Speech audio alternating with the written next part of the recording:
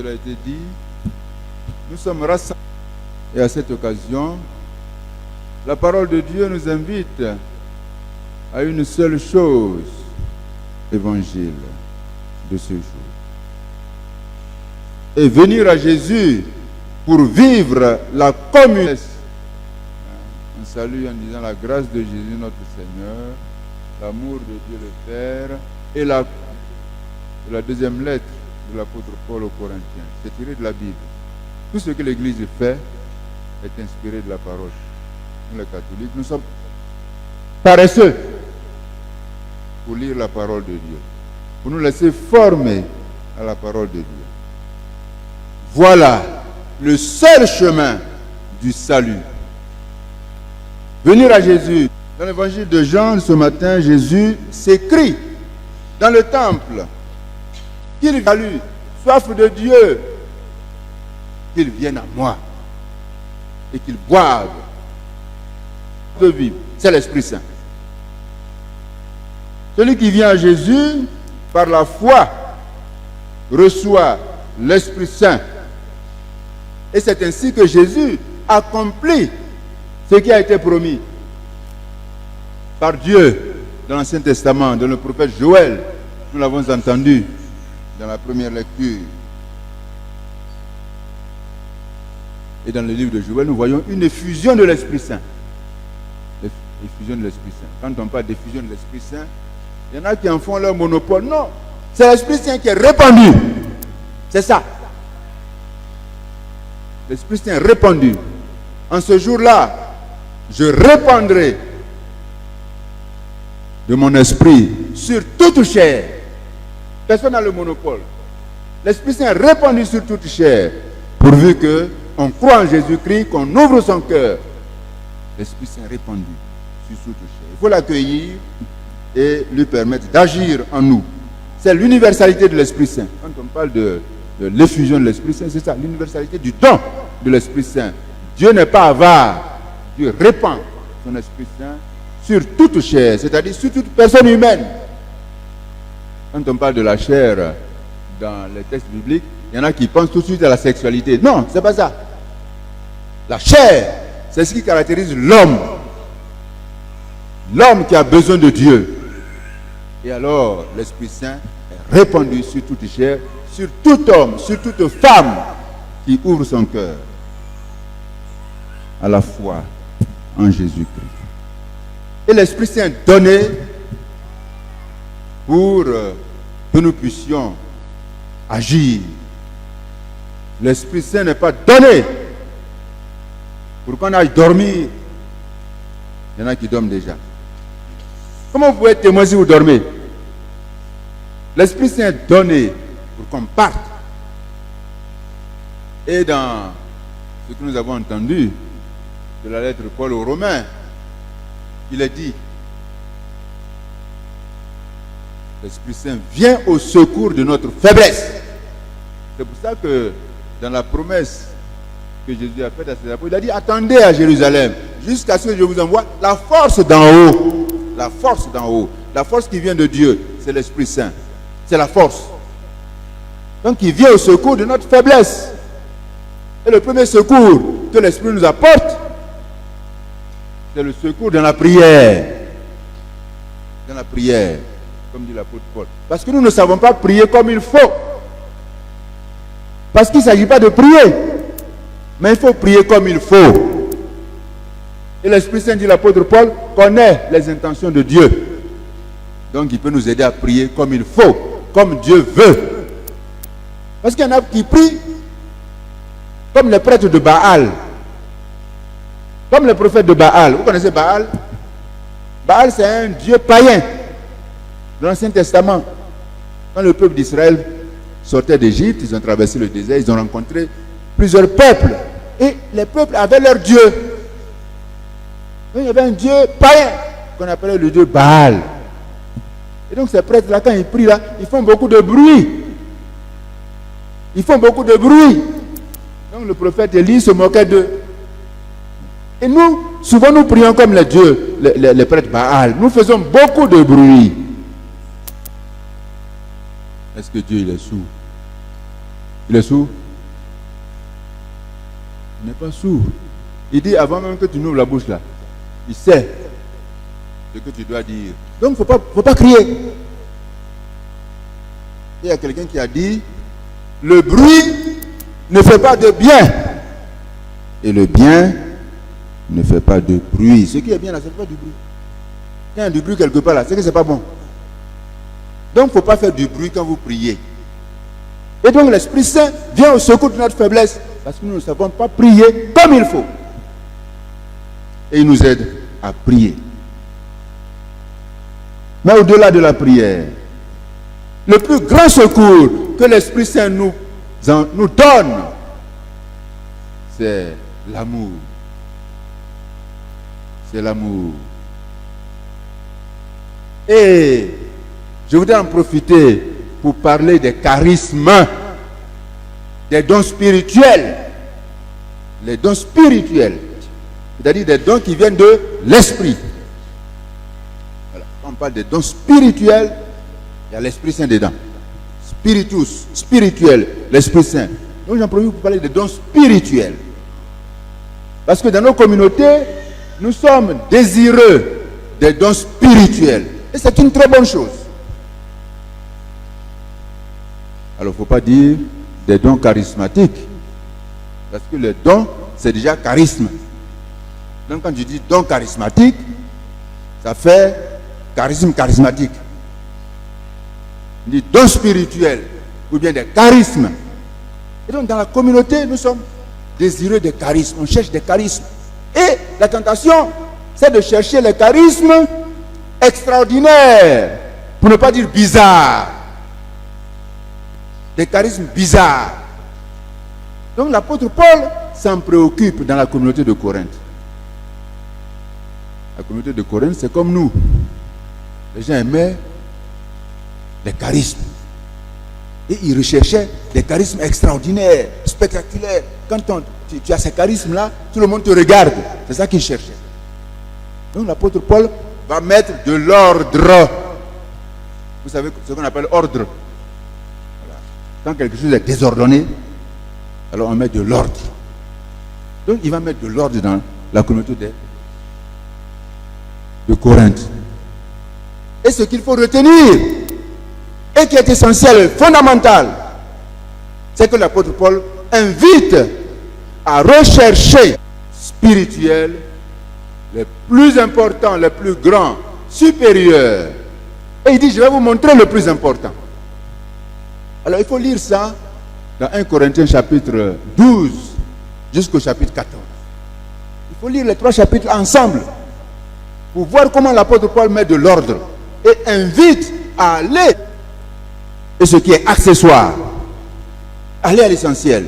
Et il dit, je vais vous montrer la voie qui dépasse toutes les autres voies, tous les charismes. Et cette voie, c'est tu as dit quoi? Tu as dit cette voie, c'est l'amour. Un bon pour vous. Alors il faut répéter. Cette voie, c'est voilà. L'apôtre Paul dit recherchez les dons spirituels. Et je vais vous montrer la voie qui les dépasse toutes. Qui ne recherchez pas ce qui est le plus important. Donc ce qui ne fait pas du bien à la communauté, il ne faut pas courir après. Mais l'amour, ça fait du bien à la communauté, ça fait du bien à tout le monde. Et donc, c'est l'amour qui va vérifier les charismes. L'apôtre Paul dit, mais que personne ne comprend.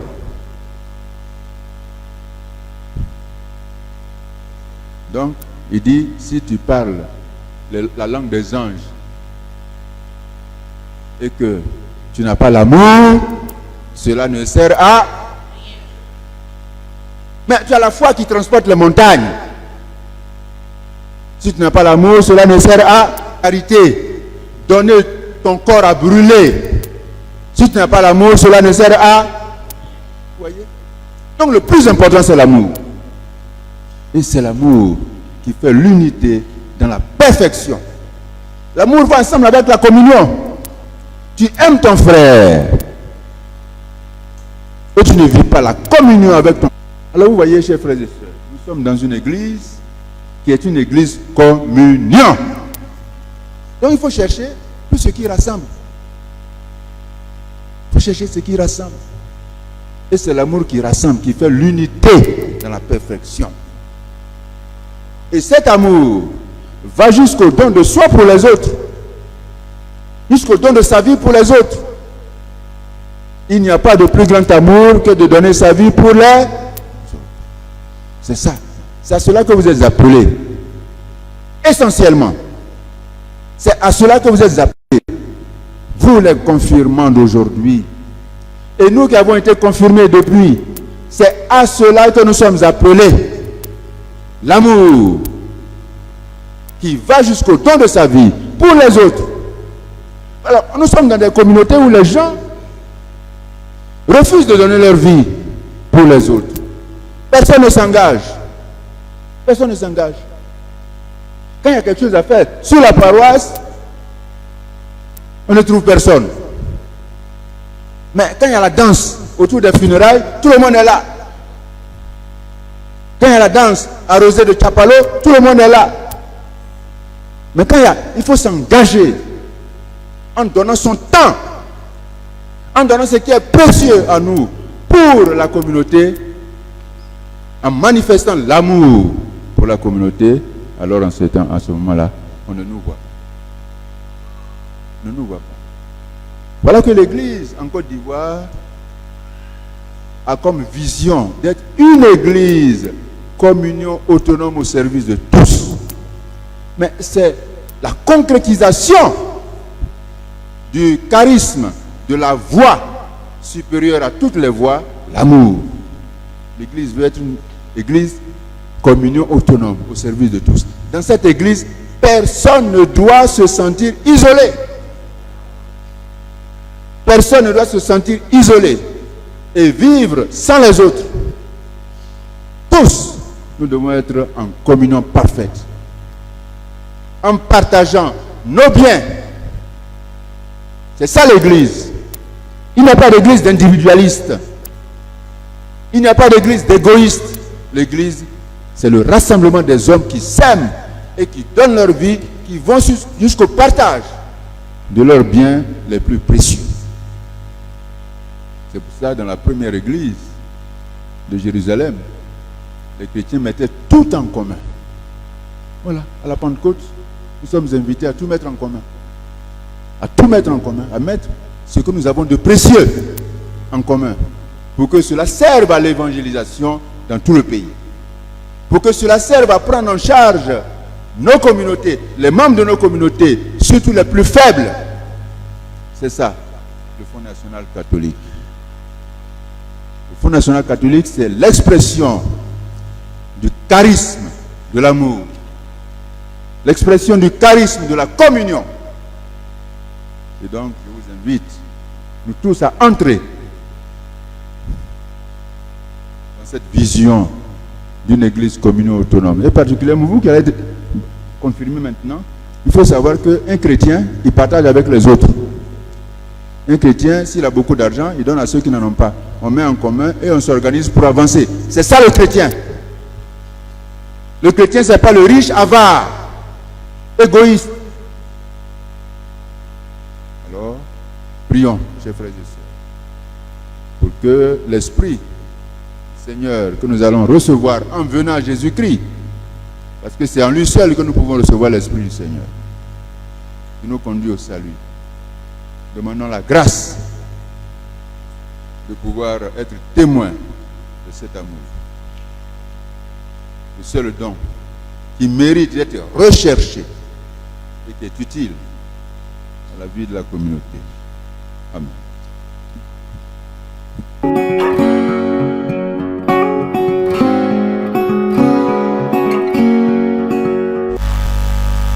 Bonjour, chers amis téléspectateurs de la télévision Oasis TV.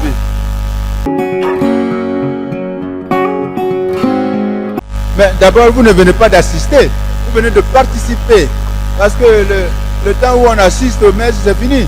On participe, on prend part. Et le pape François, dans le synode sur la synodalité, nous parle de l'église, communion, participation, mission. Donc on doit participer à la vie de l'église, y compris aux célébrations eucharistiques. Donc nous venons de participer à la célébration de ce grand sacrement de confirmation, sacrement de la mission de l'église, qui envoie un nouveau confirmé en mission dynamique au service de l'église. Et ce que je puis leur dire, c'est qu'il n'y a pas d'enfants dans l'église. Dans l'église, quel que soit son âge, on doit être prêt à partir en mission, à parler de Jésus-Christ. Et parler de Jésus-Christ, ce n'est pas compliqué. Le pape François, dans la joie de l'évangile, il dit voilà, mais tous, nous sommes, dès que tu es baptisé, tu es missionnaire. Tu ne dois pas attendre. Et tu peux être missionnaire dans le baka, dans le taxi, en saluant ton voisin qui est à côté de toi, en lui demandant comment ça va à la maison. Et puis, de fil en aiguille, ben, vous allez parler et au besoin même prier ensemble. Donc, il nous dit que l'évangélisation, ce n'est pas compliqué. Souvent, on pense qu'il faut faire des choses extraordinaires. Saluer son voisin dans le baka, c'est quelque chose d'important dans le champ de l'évangélisation. Donc, je leur demande d'être des missionnaires dans le milieu, les enfants à l'école primaire, au collège, les adultes en famille à la maison. Si tu prépares bien de bon cœur pour que ton mari mange, si tu donnes les moyens à ta femme de bon cœur, tout cela c'est l'amour en définitive. Donc je leur conseille de développer l'amour en eux, de cultiver l'amour en eux. C'est le plus grand charisme, c'est la voie la plus élevée pour plaire à Dieu, pour aller au ciel. Et c'est d'ailleurs l'amour qui va nous conduire au ciel. C'est l'amour. À la porte du paradis, on te demande si tu as aimé.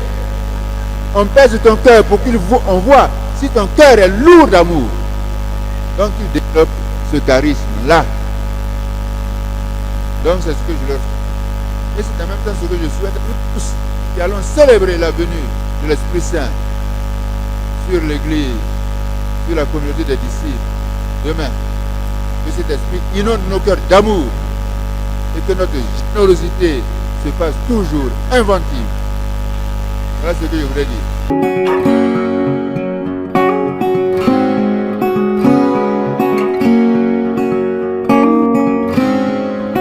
Le Fonds national catholique, ce n'est pas pour les évêques. Ce n'est pas pour que les évêques mangent.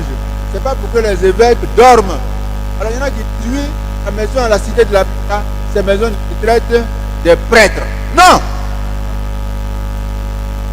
Le Fonds national catholique, c'est une caisse commune à toute l'église. Et on y met les moyens pour que l'église s'occupe de l'annonce de l'évangile. Qui annonce l'évangile? Ce sont les évêques, ce sont les prêtres, ce sont les catéchistes, tous les chrétiens. Et donc, ça doit servir à l'annonce de l'évangile. Et donc, donner quelque chose aux prêtres aussi, qui n'ont pas de salaire. Mais c'est aussi le Fonds national catholique qui doit s'occuper des séminaires, la formation des prêtres, et qui doit aussi s'occuper des consacrés de la vie religieuse. On pense que les religieux, les congrégations sont en dehors de l'église. Les congrégations ne sont pas en dehors de l'église. Les congrégations sont dans l'église. Et l'église, en rassemblant des moyens, doit pouvoir aussi s'occuper des consacrés. Et aider la pastorale de vocation. Aider aussi la liturgie. Vous savez, la liturgie, ça coûte cher. Il y a les bougies, il y a l'église à construire, à entretenir. Tout ça, c'est le Fonds national catholique qui va le faire en communion. Et le sommet de la vie de l'église, c'est l'amour, c'est la charité. Une église qui ne vit pas la charité, ce n'est pas l'église de Jésus-Christ. Ce n'est pas l'église de Jésus-Christ. Une église qui ne donne pas à manger à ses enfants, ce n'est pas l'église de Jésus-Christ. Car il a dit, donnez-leur vous-même à manger. Donc le Fonds national catholique, c'est pour tous les chrétiens. C'est pour ça que l'église s'est fixée comme vision. Pour une église autonome, au service de tous. Donc c'est pour servir tout le monde. Les grands, les petits, les riches, les pauvres. Donc j'aimerais préciser à tous ceux qui hésitent encore, le Fonds national catholique, c'est pour eux. C'est pour eux, c'est pour les soutenir. Il faut qu'on l'organise pour que le fonds soit fort et soutienne toute l'Église et tous ses membres. Qu'on comprenne ça. Ce n'est pas pour les prêtres seulement. Ce n'est pas pour les évêques seulement. Mais c'est pour chaque chrétien. Mais il faut l'organiser. C'est pour soutenir les médias catholiques qui ont besoin d'être partout, annoncer l'évangile. Nos médias sont pauvres et n'arrivent nulle part. C'est pour eux le Fonds national catholique. Qu'on comprenne ça une fois pour toutes. Et qu'on en parle dans la vérité. Voilà ce que je voulais dire par rapport à votre question.